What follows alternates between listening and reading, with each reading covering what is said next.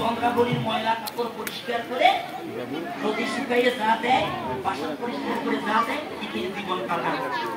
বাবা পদ্মা, চন্দ্রাবলী পদ্মাকে ডাকলে আজকে গোবিন্দ কেশব কমে যাবে। যদি গোবিন্দকে ধরে এনে দিতে পারিস তাহলে আমি রাজ্যের অর্ধেকটা তোকে দান করবো। চন্দ্রাবলী কিন্তু রাজার কন্যা, রাজার কন্যা নয়।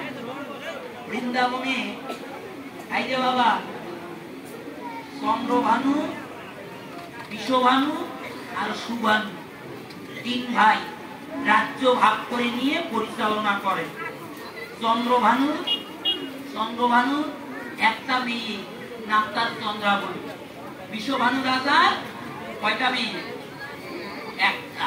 আমিও জানতাম এতদিন একটা, কিন্তু বাবা কিছুদিন আগে একটা ভক্তিময় গ্রন্থ অধ্যয়ন করতে গিয়ে দেখলাম কি জানেন, ওই যে একটু আগে বললাম বৃন্দাবনের যৌক্তিক বর্ণনা আছে, এক একজন সেবার অধিকার, একজন করে সখী, 8 জন করে অনুগত সখী আছে।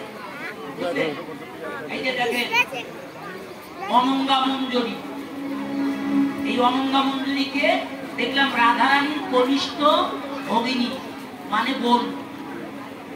কনিষ্ঠ মানে ছোট, বুঝলেন? তাহলে রাধারানীর আরো একজন বোন ছিল, নাম তার অনঙ্গা মঞ্জুরি, বুঝলেন বাবা? এই বিশ্বভানু রাজার 2 জন কন্যা, একজন রাধারানী আর একজন অনঙ্গা মঞ্জুরি।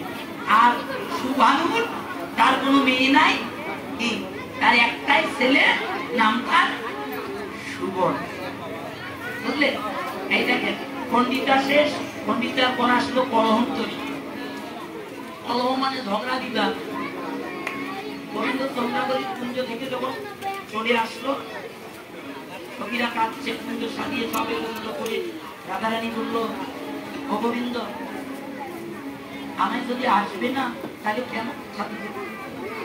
এই বলে কুঞ্জটা এলোমেলো করে দিয়েছে। 2-3 ভাই ধরে কাঁদতে লাগলো। যখন কাঁদতে লাগলো, ভক্তের ডাকে ভগবানের তখন নিদ্রা ভঙ্গ হলো। চন্দ্রাবলীকে বক্ষ মাঝে নিয়ে গোবিন্দ সুখ নিদ্রায় গিয়েছিল।